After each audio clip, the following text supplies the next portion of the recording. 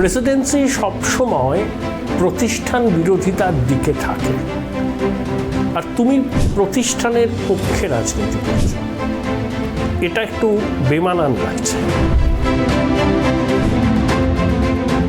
প্রতিষ্ঠান যদি সঠিক হয়, নবজাগরণের হাত ধরে রাস্তা দেখায়, তাহলে সেটাই সঠিক, সেই পথটাই বেছে নেওয়া উচিত। উন্নয়নটা কি হয়েছে? 10 বছরে মমতা বন্দ্যোপাধ্যায় কটা ইন্ডাস্ট্রি ওপেন করেছে? উন্নয়ন কি হয়েছে যদি বলতে হয়, তাহলে আমি বলবো যে আমাদের সমগ্র বাংলাতে একবার ঘুরে দেখা উচিত। প্ল্যান কি হয়েছে? যে রাজনীতির ময়দানে মমতা বন্দ্যোপাধ্যায়, অভিষেক বন্দ্যোপাধ্যায়ের সঙ্গে থাকতে চাই না।